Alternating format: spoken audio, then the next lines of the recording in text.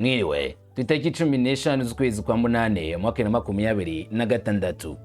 Kuva mu minsi mike gusa ishize kugezana n'uyu munsi muri weekend hongeye kuba ibibazo biremereye cyane kutagwa Repubulika ya Congo. Ibyo bibazo byo muri Congo n'uyu munsi ntago biragabanuka, ntago birarangira, haracyakomeje kuvugwa urugamba ruremereye. FARDC na Wazalendo baracyakomeje gutana mu mitwe na M23 by'umwihariko muri Kivu y'Amajyepfo. Baravuga bati olingate muzange cyangwa se muzemere, nago tuzigira tubemera gufata utuduce ngo mukomeze kutugenzura, tuzakoresha imbaraga za gisirikari nizanga twitabaza abapfumu, ariko uko bizagenda kose ibice bya Congo bigomba gukomeza kwa kuri Congo, nago bizajya ku Banyarwanda bitaye 23 ngabo z'u Rwanda, ndetse ngo gahunda no kola balkanisation cyangwa se gucamo Congo uduce bikarangira ubutaka bwa Congo ngo bwibaruriwe n'igihugu cy'u Rwanda. U Rwanda ruti turakire.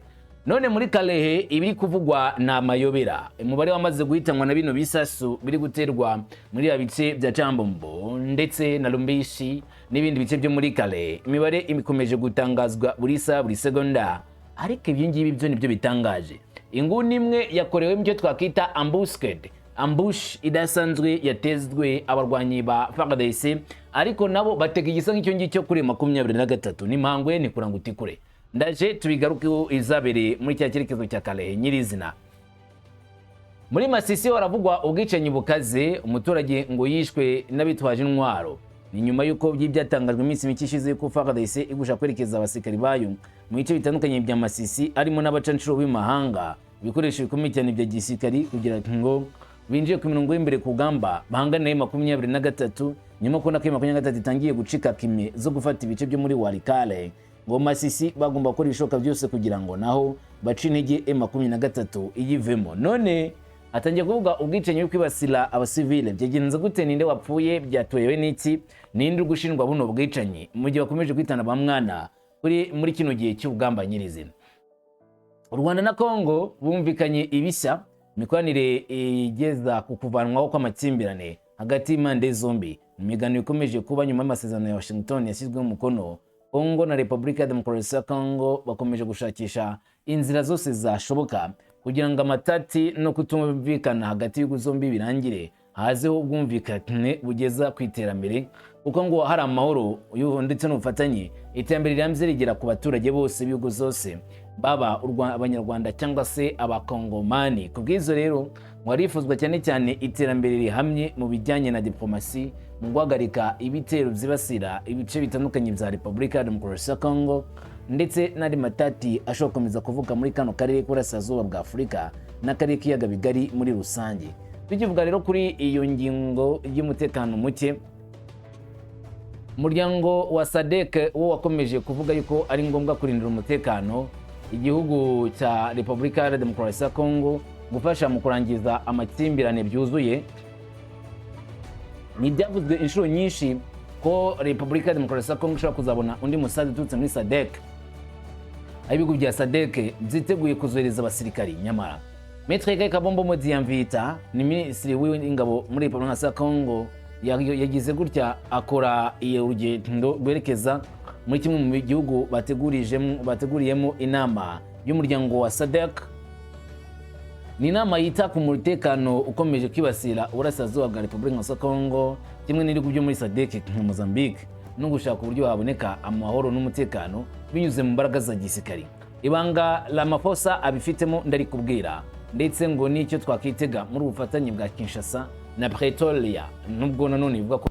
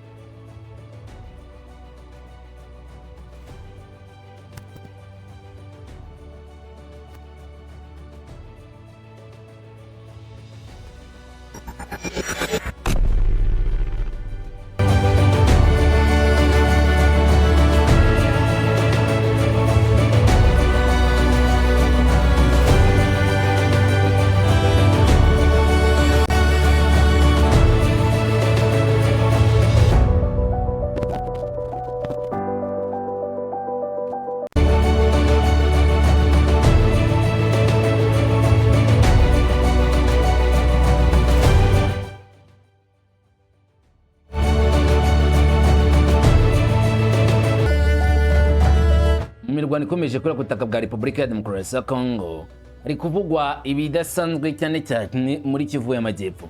Ikivu y'Amajyepfo niho yabereyemo ihangana ritoroshye hagati ya M23 ndetse na Wazalendo kimwe na FARDC. Birangira ngo hari uduce bambuye M23 bayigize inyuma, uduce tujya mu bugenzuzi bwa FARDC na Wazalendo. Kuri ubu rero baremeza ko utu duce tugenzurwa na Wazalendo haje gukorwa usesenguza agasanga abasivili basize ubuzima muri bino bitero. Abasivili 5 bishwe n'abasirikali 4 bo mu ngabo za Congo nabo barakomereka nyuma y'ibisasu byatewe ku 12 Kanama mu duce twa Chabombo, Lumbisi no mu gace kakale muri Kivu y'Amajyaruguru y'Amajyepfo. Nibo byumvishe neza. Haravugwa urupfu rw'abasivile batari bakeya. N'abasivile umubare wabo nkuko ubona imbere yawe. N'abasivile bagira kuri 5. Mu gihe abasirikari 4 ba Congo nabo bakomerekejwe n'ibitero. Bose mugabo n'abantu 9 bagizwe ingaruka n'intambara bazwi. 5 bapfuye, 4 bakomeretse. 5 bapfuye abasivile, 4 b'abasirikari ba Repubulika ya Congo bakomereye mu bitero bikomeye cyane M23 yagabye kuri Lumbisi na Chambombo, ndetse mu buryo bukomeye cyane. Ibitero bikaba byaratindiganijeho gake bigatuma ngo bano basirikari ba FARDC nabo babona ibizago bikomeye cyane muri iyi mirwano. Amakuru akusanijwe muri ako karere avuga ko ibisasu byatewe n'inyeshyamba za M23 bivuga ko byibasira uduce twinshi arimo n'imiturire y'abaturage n'ibirindiro bya FARDC. Muri abo baturage uhagaze ugeze kuri 5 bapfuye, mu gihe abasirikare 4 ba Congo bakomeretse nk'uko amakuru aturuka muri ako gace bivuga, nk'uko binemezwa n'abashinzwe umutekano mu buryo bwa nyabwo cyangwa se n'abagaragaza neza cyane ko ari ibikorwa bihambaye bikomereje gukorwa ku butaka bwa kino gihugu cya Repubulika ya Demokarasi ya Congo. Hanyuma nk'uko byongera kugarukaho, izi ntambara nshya zirimo kuba mu rwego rw'umutekano uteye impungenge cyane mu duce twinshi twa Kivu y'Amajyepfo na Kivu y'Amajyaruguru. Kuva mu ntangiriro za Kanama, ibitero byinshi n'amasasu byagaragaye mu turere twa Kalehe, Kivu y'Amajyepfo na Walikale muri Kivu y'Amajyaruguru, bikagira ingaruka zikomeye ku baturage b'abasivili ndetse n'ibigo bya gisirikare za FARDC, aho bagiye bahura n'ibitero bitoroshye cyane tutse kuri 23, ndetse FARDC ikavuga ko ibyo bitero byabaye ibitero bicyane cyane ku bice ngo bituwe n'abasivili. FARDC ishinja leta ya Congo kuba ari FARDC ishinja M23 kuba ariyo nyirabayazana w'amabi yose akomeje kubera ku butaka bwa Repubulika ya Congo, kandi iyi FARDC gashinja M23 kurenga ku mahame yo guhagarika imirwano bagakomeza gukora intambara mu buryo butanyuze mu mucyo cyangwa se mu buryo butari bwiza, kuko FARDC ikomeza kurasa mu bice M23 iturukamo, ariko ngo M23 yari yakunze ku mahame yo guhagarika imirwano bigatuma intambara ikomeza, ari nayo igira ingaruka kuri bano basivile nk'uko babivuga. Amazu yo guturamo, ibirindiro bya gisirikare byari bimwe mu byibasiriwe mu bikorwa bitandukanye, byahitanye abantu benshi ndetse bituma imiryango imwe n'imwe iva mu ngo zabo ijya gushaka aho ihungira bitewe n'uko ibitero byikomeje kuba byinshi. Bati none twakiza amagara, bati reka tugende duhunge bino bisasu birimo guturika bene aka kageni. Uko niko abaturage bagiye bava mu zabo ari muri Repubulika ya Congo batinya cyane cyane kibazo byabagwirira. Tuvuga kuri ibyo ngibyo nanone ikomeje kuvuga ku butaka bwa Repubulika ya Congo muri kino gitero cyo muri Kalehe, ibintu ntabwo bimeze neza n'ubundi. Abaturage baracyafite ubwoba bwinshi bitewe n'iki. Tariki 15 z'ukwezi kwa 8 masaha y'isa 5 za mu gitondo, hari itsinda ry'abasirikari hagati ya 50 na 70 bamwe bavuga ko ari nka 200 ba FARDC bivanje na Wazalendo baturutse mu midugudu 3. Bamwe baturutse mu gice cya Lumbisi, abandi bava mu kerekezo cy'agace ka Chambombo, muge abandi batukaga ku muhanda mugari ugira kani ya Pinga basa naberekeza mu nzira zigana Numbi, ariko abandi basa n'abamanuka ngo bagane mu gace muhanda nyine kugeza mugenderwa nk'abashaka kurikirana M23. Icyo gihe byavugaga ko abasirikari batonze umurongo bamanuka ndetse bafite n'ikoresho bya gisirikari. Ngo havuzwa amakuru y'abandi basirikari ngo baje guhangana na M23 by'akanya gato mu cyerekezo kigana Katana, ni muri Kabare, aho FARDC yateze ambush cyangwa se ambuscade M23, mu gihe M23 muri Kabuzi Biega yateze ambuscade FARDC na Wazalendo. Izo ambush zose zabaye iturika ry'ibisasu rirumvikana mu mwanya muto gusa, ariko ntibyafata igihe kinini bisa nk'ari agatego ku gatego bagenda bategana. Gatego kubera iki? Nawe uriye 23 ugomba gutega agatego kubera yuko uzi neza ko FARDC yagucuncumukana byanyabyo ikakugeza muri Kavumu. Buri mpamvu udutego nk'utwo ngutwo twari ngombwa kugira ngo uhagarike adui mu gihe yaba ashaka kumanuka giturumbuko ngatere M23 kw'ibiro bindi byayo cyangwa se kunzira inyuramo.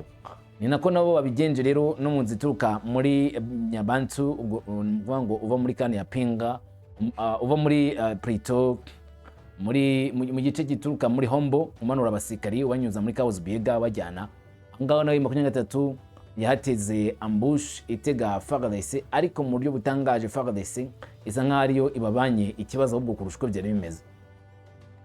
Ibyo ni bishimangiye cyane ko isa ku yindi n'ubundi umurwano ushobora kongera kuvuka ari nabyo biteye ubwoba abaturage bati ntabwo twize umutekano wacu mu buryo bwa nyabwo n'ubundi munota ku wundi isa ku yindi havuka intambara. Nko kuwa 4 tariki 13 Kanama hagaragaye ituze rike cyane muri Chambombo ndetse na Lombeshi. Abasirikare ba FARDC bakomeza kwitegura kandi bari maso kugira ngo harindwe ibitero bishya byagabwa kuri izo byerekezo. Nubwo hari agahenge ibintu ntago bimeze neza mu ko duce abaturage bagihura n'amasasu ashobora kuraswa n'imitwe itwaje intwaro akaba yabayitana ari nabyo ngo biteje inkeke kuri aka kanya. Bivuze ngo ntago bafite icyizere cyo kuba M23 ishobora kugenda igaturiza hiryo ngiyo mu gihe wazanira na FARDC bamaze kuambura ibirindiro byabo abakaba bari kurinda ibirindiro FARDC na Wazalendo bari mu matwari ya M23 aho yari maze iminsi ikorera ibyongera gusa n'ibiteye icyugazi cyangwa se igihombo gikomeye warwanye nyirizina ba FARDC kandi mu gihe FARDC yaba irebye nabi bikaba byatera igihombo gidasanzwe kuri abangaba kuri bano ba Zalendo ndetse na M23 muri make dokuntu FARDC ivugira avuga ngo mu gihe turi mu kano gace M23 kaba yazi katutera ikadurasa kadutsinda twaduye n'igihombo ago natwe dukomeza dushinga ibirindiro M23 kaba yanditse twaba igitero izaba yikururiye amakara yaka tete tuyagurukira byihuse cyane bigabeho ibitero biremereye kandi bidasanzwe tuyagarike byanyabyo. Ibyo byose rero bigatera ibibazo byinshi ndetse no kwibaza byinshi muri iyi ntambara. Mujyanye muri Masisi musore yarashwe mu ijoro ryo kuwa 4 tariki 13 rishyira kuwa 5 tariki 14 Kanama ubwo abantu bitwaje intwaro bagabaga igitero mu gace ka Kahira ni mu itsinda rya Bashali Mukoto mu gace ka Masisi ho muri Kivu y'Amajyaruguru. Nkuko byemezwa amakuru aturuka muri aka gace nkuko bivuga igikorwa cyabaye hagati na saa 8 z'ijoro aho utewe uzwi nka Jackson Niragire se w'abana batatu yari iwe mu rugo ubwo yatungurwaga n'abantu bitwaje intwaro bakamwataka bigasiga bamwambuye ubuzima.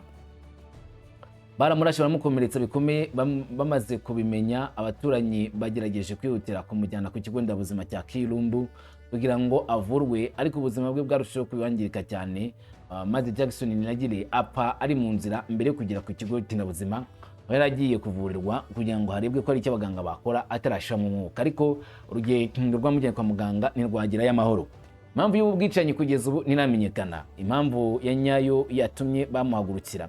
Igitero gishya kibaye cyongereye impungenge abaturage ba Kahira mu rwego rw'umutekano ukomeje kuba muke mu duce twinshi tw'uturere tw'akarere ka Masisi akanibazwa ngo ninde uri inyuma y'ibitero shuma yibasira abantu runaka ku giti cyabo, ninde uhagaba bino bitero agahitana ubuzima bw'abasivile ndetse kimwe n'abayobozi bo mu nzego z'ibanze muri ibyo byerekezo. Kugeza amagingo ya ngaya bisa naho hari ibibazo byinshi biri kwibazwa kuri kino gitero gikomeje kwibasira abaturage batuye muri kariya gace. U Rwanda na Kongo bo barumvikanye maze bumvikana ibishya byo kurangiza amatati. Repubulika ya Demokarasi ya Kongo n'u Rwanda birashaka kongera uburyo bwo kugenzura no gukurikirana ishyirwa mu bikorwa ry'amasezerano ya Washington kuri TEA. Ibihugu zombi zemeye guteza imbere ingamba ebyiri zigamije kunoza ubu buryo nyuma y'inama ya gatandatu y'urwego rushinzwe guhuza ibikorwa by'umutekano GCCM yabaye ku ya 12 na 13 Kanama 2026 mu butumwa bwa Amerika i Geneva mu Busuwisi. Nkuko bisanzwe iyi nama yahuje abahagarariye Repubulika ya Demokarasi ya Kongo n'u Rwanda ndetse na Leta Zunze Ubumwe za Amerika, Qatar, Togo nk'umuhuza w'umuryango w'ubumwe bwa Afurika na Komisiyo y'umuryango w'ubumwe bwa Afurika bose bari bitabiriye ibiganiro byabereye mu Busuwisi. ishingiro ry'ibiganiro byari icyifuzo cya Kinshasa na Kigali cyo kunoza igenzura n'ishyirwa mu bikorwa ry'amasezerano y'umutekano. Impande zombi zemeye guteza imbere ingamba ebyiri zigamije gushimangira igenzura n'ishyirwa mu bikorwa ry'amasezerano ya Washington ku rwego rw'ibanze. DRC n'u Rwanda byumvikanye guteza imbere ingamba ebyiri zigamije gushimangira igenzura n'ishyirwa mu bikorwa ry'ibikorwa by'amasezerano ya Washington. Retail, impande zombi zasabye Leta Zunze Ubumwe za Amerika gusuzuma izi ngamba zombi no gusangira ibyo zabonye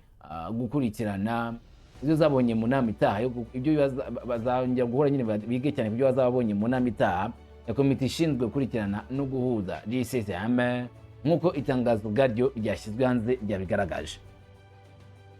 Mu rugo rwego Kinshasa na Kigali zemeye gukora inama y'igenamigambi y'ibihugu bitatu mu Kwakira umwaka wa 2026.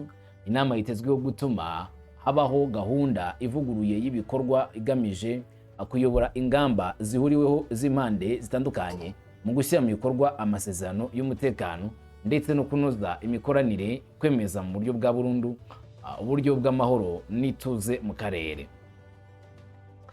Nyuma intego ni ukugera ku rwego rw'imikorere rusobanutse, by'umwihariko bigatuma habaho gushimangira imikoranire hagati y'abafatanyabikorwa no gukomeza kunoza imyumvire rusange ku bikorwa bijyanye no gushyira mu bikorwa amasezerano ya Washington nk'uko babyiyemeje.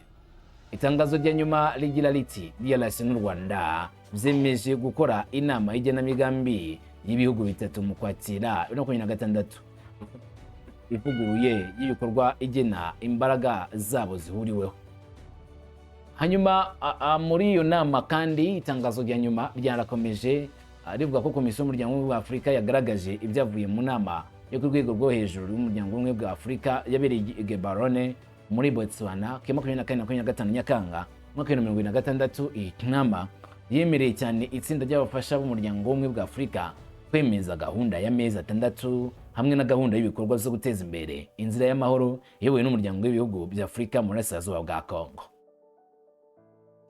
Twibutse ko inama ya kabiri y'umuryango y'urwego ruhuza ibikorwa by'umutekano mu masezerano y'amahoro ya Washington yashyizwe hagati ya Repubulika ya Kongo n'u Rwanda yabereye kwa 17-18 Nzeri 2025 mu murwa mukuru wa Amerika Washington. Inama yahuje abahagarariye Kongo n'u Rwanda ndetse na Leta Zunze Ubumwe za Amerika, Qatar, Togo, ishinzwe imbuhuza Umuryango w'Ubumwe bwa Afurika ndetse na Komisiyo y'Umuryango w'Ubumwe bwa Afurika. Intego yayo kwari uguteza imbere ishyirwa mu bikorwa ry'amasezerano y'amahoro yasinywe n'abayobozi cyangwa se yasinywe kuhagarikizwa Leta Zunze Ubumwe za Amerika, aho bagaragazaga ko bifuza ko amahoro n'umutekano biboneka byihuse muri Repubulika ya Demokarasi ya Kongo. Amerika nk'umuhuza itifuza ukuzariza aya masezerano, yifuza yuko nimba ashyirwa mu mukono ku buryo bwihuse.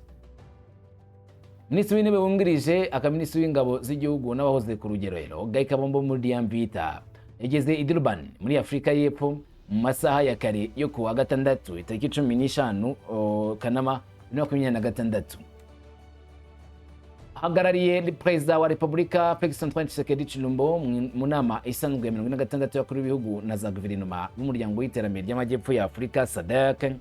Ayoboye intumwa za Kongo muri bino biganiro birabera mu nzu mpuzamahanga y'amakoraniro i Durban. Imirimo y'inama yibanza cyane cyane ku ngingo ziri ku murongo w'ibyiga by'umuryango wa karere nyine ka SADC.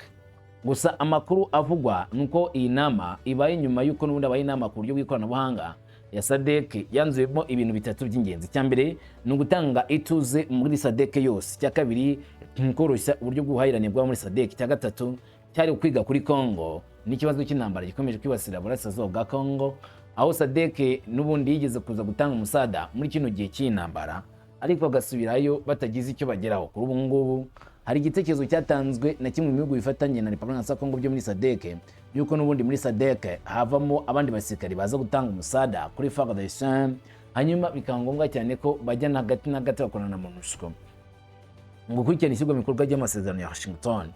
Gusa ariko bamwe mu kubikurikirana babona neza cyane ko ibi byemezo cyangwa se ibyifuzo byo kuza abandi basirikare muri Kongo atari mu nyungu z'abakongomani gusa, ahubwo ari mu nyungu z'abategetsi bafite imitungo kamere myinshi muri Kongo babifuza kujya kurinda, arimo n'ibirombe by'amabuye y'agaciro ngo kuba kuza kurinda abaturage b'abasivile bibasirwa n'ibitero bitandukanye bituruka ku mitwe myinshi yitwara gisirikare muri kano karere. Ubu kugeza amagingo ya ntakiremezwa neza niba izi ngabo za SADC zizaza ku butaka bwa Congo gutanga iramforo cyangwa se birangira mu magambo, ariko byose byaravuzwe.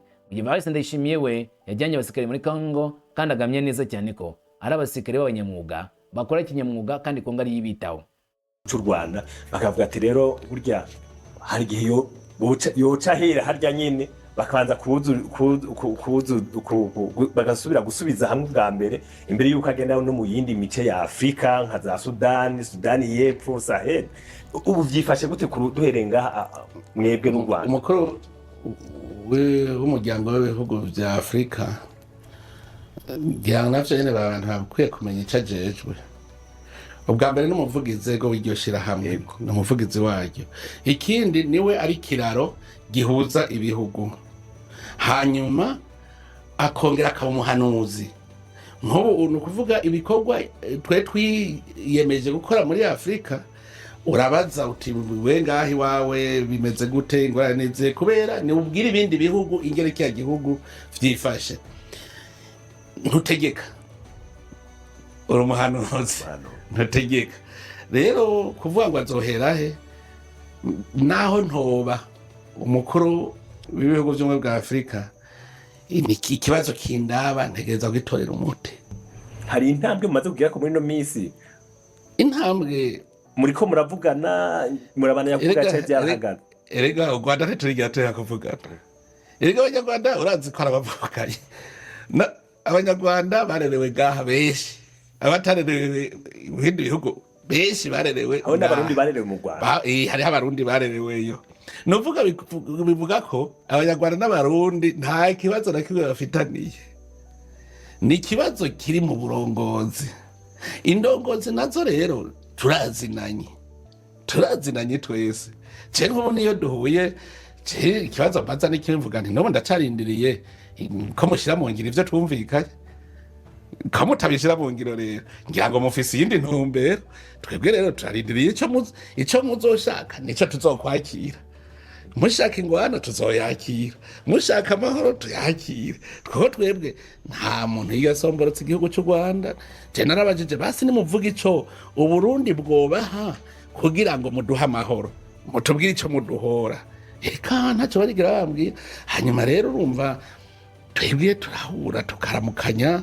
Urabona ko hari n'igihe haba imigwi y'abahinga bahura bakavugana, bakavuga bati none iki kibuci mu minsi ya vuba aho bari biganiro bikora byose nta mezi yo bashikata narahera. Eka atanu ni mezi. Erega kugira ngo muhure mufise ico mugiye kuvugana. None nk'uko twahejeje twebwe amasezerano yose, erega byose burya twahejeje kuvyumvikana, hasigaye gushira mu ngiro gusa. None woca uvuga ngo duhure kiretse bo batubwiye bati burya hariho akandi kantu twasanze twabaza kumvikana ko imbere yuko dushira mu ngiro vya bindi. Ico gihe baca baturya batubwiye bati ngo hano turangene vya bindi twabishira mu ngiro. Twebwe ntitwigera twanga. Hari n'igihe mbere ari je mpora nguma mbaza mbega ntimuri yumvira ko mwoshira mu ngiro. Nje ndabaza nabo niba babona bafise akangonongo nabo bati ntidushira mu ngiro kubera iki, namwe nimubanze mukora iki. Ico gihe twoca tumenya tuti twebwe natwe twakwiye gukora iki. Irumva rero muhuye twarahejeje ibiganiro ntacyo batubwiye natwe twokora. Twabwiye tuti twebwe zana aba bantu muhishije bariko barica igihugu tubashira imbere y'ubucamanza. Mbere ubwa mbere bahora bavuga ngo hava mubica. Urabona nk'umuntu afata umugenzi wa nawe akamwita umwana wiwe birababaje. Mugabo yakabwira nabo twafashe mu mushuhira nta Burundi sabicanye. Burundi nabo twafashe mu mushuhira barakiriwe imanza. None ubu vyahoze niho ahubwo je ndabwira nti nimudufashe kugira ngo tuje mu yindi nzira ivy'ubutungane, kuko ubutungane butarakora mu bisanzwe kirazira yuko ufata ingingo za politike ubutungane butarakora. Umva yuko nk'ubu bariko batwononera kudafata ingingo za politike kubera hariho abatarahanwa.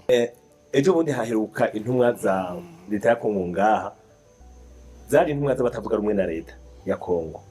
Iki kintu mwashitse ko nigiki kumenga bashitse bashiciye bategura n'imyekano bari basi. bagiye urumva nakubwiye nk'umuntu arongoye ibihugu by'ubumwe bwa Afurika yamara umuhanuzi ukabona uti ngaha twumvise ibintu bigomba kuba nabi, uramubaza uti nibiki, akakubwira ingene vyifashe. Warabonye ko baje nari nagiye no mu gihugu ca Kongo ngiye kuraba kumenga ibintu ntibimeze neza, hanyuma turavugana, aravuga ivyo abona, umukuru w'igihugu avuze ivyo abona, nanje nkavuga ivyo mbona, dusanga umuti wa vyose imisi yose n'inzira y'ibiganiro. Hanyuma tirega sinzi rero ko bajya kwemera, ndabahamagara nabo ndabereka inzira nziza yuko ingimba atacivamwo, uburohiro muza kugaruka ku vyo mwari mwarase ku ntango, kandi mukaza kubigarukako mwamaze konona ibintu. Abantu kubashira mw'ibarabara ni kimwe, kubakurayo ni kindi. Erega burya hariho ahantu abantu bataramenya guhamagara abantu baje mw'ibarabara. Hariho umuntu aba yisonze acavuga ngo ndarose umwanya wo kuja kwiba, atari kuri mu vya politike gusa, avuga ati je kwiba, ndakeneye radio, hajya zoca ndiba televiziyo, zoca ndibiki, hari zokwibinga. Abantu n'abantu bibaza ingene biza gukunda ko uza guhuza rujya ruhande mu gihe bazi neza yuko mwebwe mufatanye mu na President Tshisekedi. Je nta mukuru w'igihugu n'umwe tudakundana. Erega hariho bavuga ko bavuga yuko byari bigoye ko nkeka batabwa rumwe na leta bizera ico babwira, kandi wewe musanzwe nari numvise ko bagenda banezerewe, ntibabonye ivyo bavuze, hagiye banezerewe. Burya nico mu Kirundi bavuga ngo uranyanka unyiyumviye, kuko abantu barakuza amajambo bimwe vy'insako nababwira. Urumva bwa mbere barashobora kugira ivyiyumviro bavuga mugabo icambere mbere no bashimira ko bajyanye politike ari Kongo. Ubwa mbere kubona bashagira icizere bakavuga bati tugende tumwumvirize, burya ni ikintu cyambere gikomeye kandi nakibashimiye cyane, kuvuga bati reka twanke ivyo twiyumviye tugende tumwumvirize. Biravyerekana ko bafise umutima mwiza, umutima wuko badashaka ko igihugu cyabo gisambuka. Rero hajya twarahanuranye, turahanurana n'ubu turabandanya. Reka urumva abantu iyo bariko barinjira mu kintu kimeze nk'amatati, icambere uvuga uti nimuje hamwe, kuja hamwe muyage, nta kintu na kimwe gishobora gushikira igihugu kidatorerwa umuti, kandi umuti ntutogwa n'umuntu umwe, umuti utogwa na mwese muri kumwe. Nkabaho Bororero ingene mu Burundi twari mu bihe bibi cyane, ubu rero tukaza kwikubita agashi abapfuye tutakibagura. N'abandi rero nivyo tuguma tuvuga tuti tuze turafasha duhanura bihagenda neza. Rero ndavye uno munsi icuka si kibi, uko ndabibona icuka si kibi hariya i Kongo, icuka kiri ku ngorane zo zihagaze ku bwicanyi ngaha mu Burengero. Izo rero usanga ari kibazo. Aho niho twagira tuje kuri AFC M23 baragira amasezerano, u Rwanda rwagira amasezerano na leta ya Kongo, barumvikana ingene hohagarikwa intambara. Namwebwe nibuka niyo mwari mwagiye muri Amerika, ariko uyu munsi intambara ntizirahagara. Mwebwe nko mubibona gute, cyangwa umuntu yuko byogenda gute kugira ngo ajye amasezerano aje mu ngiro? Nariye namwebwe musanzwe mufise abasirikare mu gihugu ca Kongo. Muri vyose bwa mbere hari ikintu kinezereza, iyo abantu bamaze kuronka akantu kabahuza, burya ni intambwe bikomeye. Kuko nk'ubu niyo bariko baravuga bati dushire mu ngiro amasezerano, nuvuga ariho abahuza, umwe wese akavuga ati shira mu ngiro, undi shira mu ngiro. Nk'ubu ndiko ndaraba iyo bahuye ntibasubira kuri wava ukajahe, ubu bavuga amasezerano. Kiya rero ijya ni intambwe ikomeye, hasigaye gushira mu ngiro. Gushira mu ngiro rero naho bazo baravuga bati iki giriki kuko burya kugira amahoro aba amahoro bwegu, nko kibazo ca Kongo coco ni ibintu bica mu nzira ndende, kuko n'ingwano ubwa mbere ntiyatewe na leta ya Kongo. N'ingwano yatanguye kera mu 1996. Iyo ngwano yatewe n'igihugu ca Kongo. None Kongo gitorera umuti gute kandi iyo yatari yo yagiteye? Kongo novuga nti nobofasha kugira ngo bene ingorane batora umuti. Mugurumva iyo ngwano yarandukije abakongomani, irabandukiza gushika abakongomani nabo bavuga bati nanje ndahikike nshike ku nyungu zanje. uburyo rero nico gituma gutora umuti w'ikibazo ca Kongo byaciye mu nzira nyinshi. Hariho inzira y'abanyekongo ubwabo na leta ya Kongo n'inzira y'igihugu cy'u Rwanda be na Kongo. Uno munsi rero ku nzira y'igihugu cy'u Rwanda na Kongo narakiriye n'intumwa ejo zarungitswe n'umukuru w'igihugu ca Kongo baje kumbwira aho bo bagejeje mushyira mu ngiro y'ivyo bategerezwa, ku buryo numvise mbere ko babigejeje kure cyane. Ndabatera n'intege mwene mubandanye kugira ngo iyo ngwano mwatewe niba bavuga ngo ubu niho bavuze none kijya gihe babateye kuko leta Kongo ikigira iki kandi yari yateye u Rwanda. Uno munsi rero niba babagiriza ngo hariho abantu babi wanyu si baba batumiye, icyo bakora bavuga bati turondera inzira zingene batahi waho barebe udukwege. Urabona rero Kongo iriko irakora ibishoboka byose ibaganiriza ivuga iti ubu rero kwiga ingene musubira mu gihugu cyanyu. Kandi rero ntuzi igitangaje no ko nasanze hari n'abari mu karere gakontororwa n'u Rwanda nyene na M23 FDL. Yego hari abari muri iyo ntuze kandi n'u Rwanda ngo rwaravyemeye. Tukiri ngaho uvuga uti mbega none wowe ushaka kurya tora umuti wagiye kibazo nawe utarabutora kandi wewe nyene ubafise buntu. Icegeranyo giheruka c'abahinga bawo ni kivuga yuko abo bantu ba FDL bakorana n'ingabo z'u Burundi, bakanavuga neza yuko kandi bamwe bahora baza no ngaha mu Burundi. Hariho nabo baheretse kuvugisha mu Rwanda bavuga basigura ingene bahora baza ngaha mu Rwanda. Barabavugisha uburyo u Rwanda rurabizi ko twebwe ata FDL twigeze dukora. U Rwanda hajya rurabizi kuko twebwe igihe cyose twafashe mu FDL twaramutanze mu Rwanda. Igihe cyose mu Burundi burya barabizi neza. Igihe tugije Kongo bwa mbere igisota cyatwara urwego rw'iperereza muri iryantuze Etat Major General. U Rwanda niko gwatwara service de renseignement. Narabwira rero ingabo zawe ko zivugana n'izi wanje. Wabikubwiye ni president w'u Rwanda. Ezina Kagame. Tuvugana. Rero we kwabi wawe bavugana nabi wanje. Babwire aho bahara ba FDLR. Nitutabatera ucumenya ko tubashigikiye. Nitwabatera ucamenya ko tutabashikiye. Muga ntibigeze na rimwe bereka ingabo ziwacu aho bahari aba FDLR. Uno munsi je naguma mbaza ingabo z'i Burundi mwebwe hari ahantu murabona aba FDLR bati twe ntabo turabona. Ubu rero niyo bambwiye yuko aba FDLR bari Ituri, nta ngabo z'u Burundi ziri hariya Ituri. Abandi bari mu burere burimwo M23 n'u Rwanda, nta ngabo z'u Burundi ziri. Mugo bavugije ko hari uwo yavuze yuko yaje ngana ne mu 2015 undi avuga yuko yigeze kuza abaha formation kera mu mitwe. Naravyumvise ugutuka ntagutorera. Reka je ndakubwira buryo urazi yuko twebwe igihe twari tukiri mu rugamba twagwanye na Paripeutu FNL, urabaza neza icyo twapfuye. Abanyarwanda bo wumva ngo naba FDLR rw'intera hamwe babwiye Paripeutu FNL ko twebwe turi vyitso dukorana n'abatutsi, yuko rero Burundi butazoronka amahoro CNDD-FDD ari hiri. Baca babosha Paripeutu FNL ko dutera. Mbwira ingene n'abo bantu bosha kudutera ko twe batwita ivyitso dukorana n'abatutsi, kandi uraza abatutsi twebwe bari barimwo sabuno muzi gusa barimwo ntibatubeshera.